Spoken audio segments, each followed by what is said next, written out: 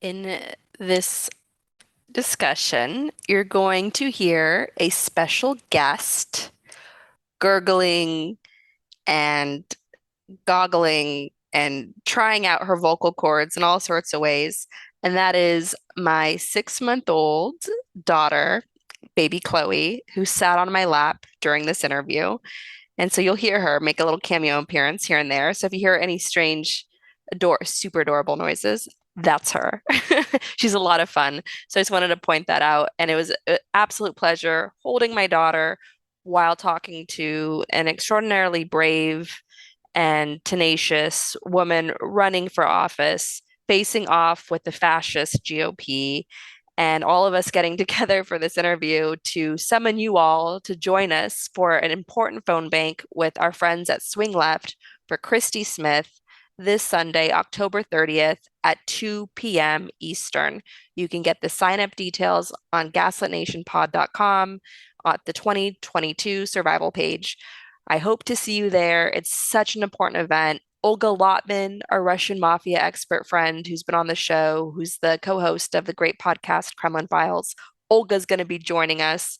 So be sure to be there October 30th, Sunday, making calls 2 p.m. Eastern with Christy Smith and Swing Left. We're going to have a training and then we're going to get to it. And the phone calls are easy, they're a lot of fun, and it's going to be a great time for all. And thank you so much for joining all of us to do all that we can with the short time we have left to fight like hell for our country. All right, everyone, welcome to an extremely special and urgent episode of Gaslit Nation. I am, as always, your host, Andrea Chalupa, reminding everyone that it's a make it or break it time for our democracy. We're up against the Republican Party, which has been very clear about their intentions. They want to pass a national abortion ban. They want to eliminate Social Security and Medicare. They want to force 10-year-old children, victims of rape, to deliver the rapist babies. They're endangering our health care. They're endangering the health care of mothers, which already needs a lot more support than it already has, maternal health care. So there's a lot at stake. It's a very scary time. That's why we're doing several, more than usual, important get out the vote events, including with a candidate for Congress in California by the name of Christy Smith. And we're doing this event this coming Sunday, October 30th, with our friends at Swing Left. You can join at gaslitnationpod.com, gaslitnationpod.com. Just click on our 2022 survival guide to get the details and sign up. And without further ado, we're joined today by Christy Smith. She is a 40-year resident of the city of Santa Clarita in the congressional district she is running to serve. In 2020, Smith ran against Republican Congress member Mike Garcia and earned 36,000 more votes than any other Democrat in this district's history, and came within 333 votes of winning in one of the closest congressional races in the nation. This time around, she's going to win. All right. We're going to make the difference. Every phone call you make with us and Swing Left this coming Sunday will help put Christy over the top. As a distinguished state legislator, Smith authored 9 bills focusing on education reform, homeowner protections, college affordability, and good governance, which were signed into law by Governor Gavin Newsom. This legislative package also included a landmark measure, now law, that removes barriers for survivors of human trafficking to access victims' compensation.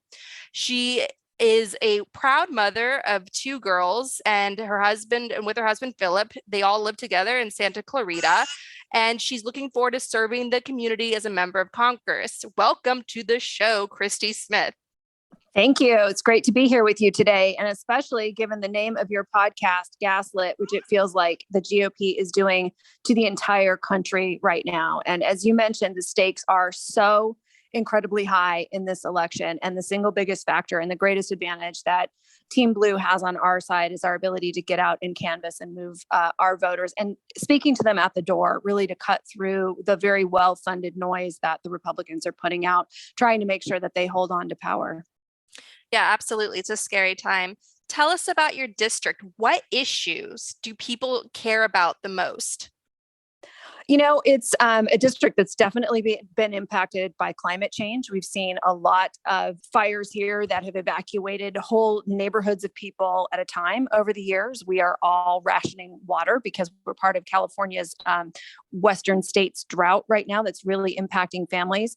Of course, abortion and reproductive freedom is a huge issue here, driving a lot of younger voters to the polls because they want their voices to be heard on that. But, the Republicans keep hammering away at, the economy, but they're the ones who are on the wrong side of the whole thing. I mean, I'm running against an opponent who voted against gas price gouging, who voted against investing in infrastructure, which would have brought jobs and economic opportunity to our community. He's on the side of people who now are saying, and they're saying the quiet part out loud. I mean, McCarthy went in front of press this week and said, if Republicans take control, they are going to significantly curtail, possibly even eliminate Social Security and Medicare, which all of our seniors rely on and future generations of retirees are counting on.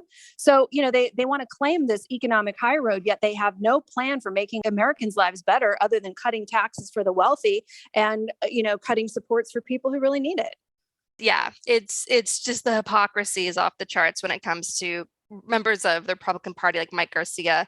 Why are you running? You have a long career in public service. While you're raising your two daughters, you were very active in local education, serving in the P.T.A, which I hope I'm mentioning all that because I hope it inspires all the people out there who maybe slowed down their careers to have a family. Maybe they're volunteering for their schools. All that work you're doing for your family, volunteer work for your community, please consider that as training, as good background experience to run for office, to be a member of Congress. So take Christy's story as inspiration, as your own blueprint for getting in the game, because we need you. So tell us a little bit about why are you running? Yeah, absolutely. I mean, you framed it really well. Look, I have been at the grassroots level of public service and activism in my community for a really long time. Yes, as a P.T.A mom, as a parent in our local school district who started a nonprofit foundation in order to be able to fund technology, equipment, and computer software licensing so that our kids could have a full tech education program. Then served on the school board where we supported arts and music and worked through some really tough years of the recession here in California to keep teachers on payroll and to keep kids in our classroom thriving. And throughout that time and that work, I've been deeply involved in our community with nonprofit groups and organizations on the ground, serving the direct needs of people who need help and support the most. So whether that's our local senior center, where we're, daily providing meals to persons who need it. When I was in the state legislature, we had a resource fair for our seniors, making sure that they got connected to housing assistance, to food assistance if they needed it. But throughout the course of all of that work, my emphasis has been on public service. My why for running right now, though, is not just for my daughters, but for the future generation of Americans who are about to inherit an America that will be the most diverse in her history. And on the Democratic side of the aisle, we are so proud of that. And we embrace that as the incredible opportunity that it is.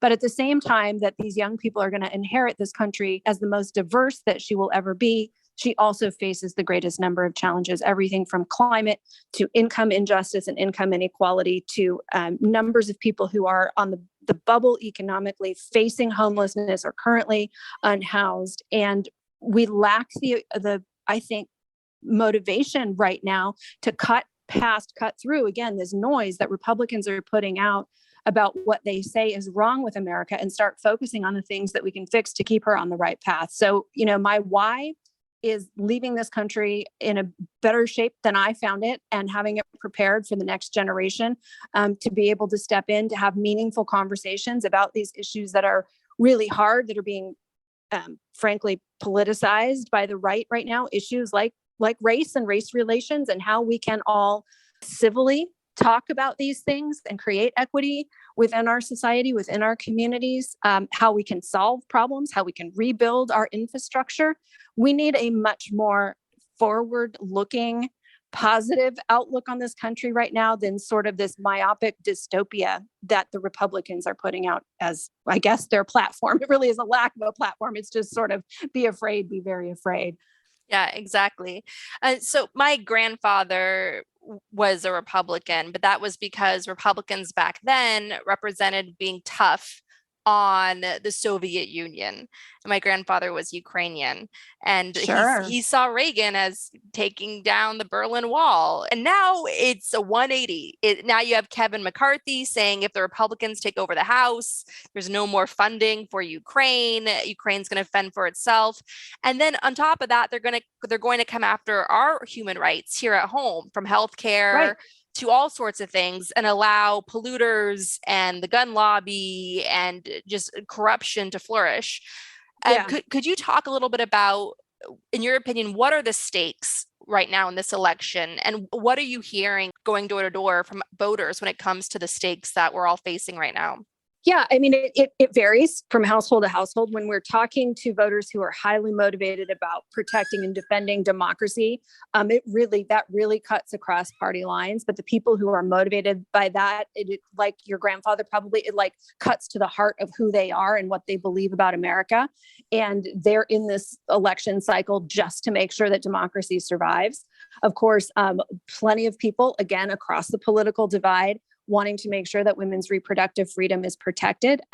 It is no secret to any of us who have to make these family planning decisions that in a country with no national paid family leave, with a broken childcare system, with poor maternal health outcomes, that the decision about when and whether to have a family is absolutely 100% an economic decision to make. And so in addition to the constitutionally protected freedom aspect of our reproductive lives, it really is economic for us as well. And again, putting America on a course where we are going to move aggressively towards a renewable energy economy, that we're going to make sure that means we bring costs down for everyone, that families who, want to be participating in that by having solar panels, by having an electric vehicle can do so. And that we recognize that our role, to your point, in the world has changed. And what we are seeing right now with inflation is part of this kind of global political instability at the hands of Putin and his allies that really mean for the rest of us, the economy that we are all part of, that we are deeply attached to each other for everything, for all, food production and resources of all types, we really got to think about our geopolitical alliances. And so to have a Republican Party in this moment that seems to be throwing their weight behind yet another authoritarian dictator in the world, that's putting the rest of us, our health and safety and our economy in jeopardy, the choice should be clear to Americans. This is not a path we should be on. Last time around, you came within only 333 votes from winning this race.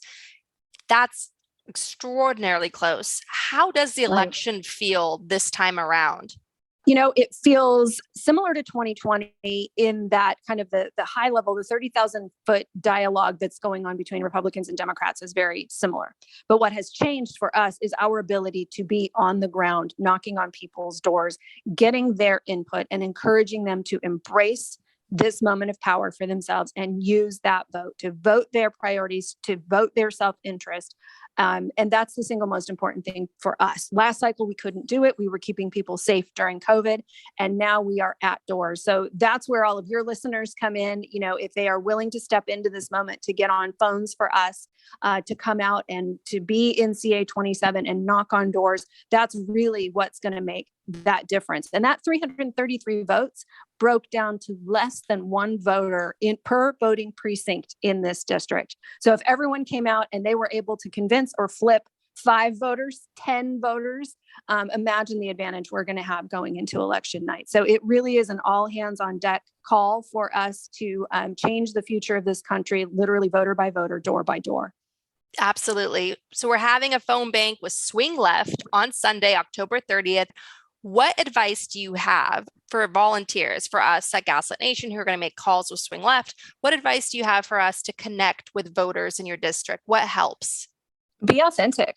Talk about why you're there, why you're volunteering, what's drawing you to this moment and this opportunity to save America and her future as we know it and as we want it to be. And that resonates with voters. The other thing I will say is that, as challenging as some of it can be, because sometimes you're talking to a voter who doesn't entirely align with your political perspective, but voters do appreciate being reached out to, that someone took the time to set the record straight, to encourage them to participate, to encourage them to use that piece of personal power that is their vote, that really means a lot. And what has been demonstrated across every state in the United States, regardless of how weird and wonky polling can be, voters, every single one will say, yes, they feel important when people reach out. Wonderful. Well, thank you so much, Christy Smith. Gaslit Nation, swing left. We're going to fight like hell to get you over the finish line this time as a representative of Congress, because our democracy desperately needs you. Oh, thank you. Appreciate it.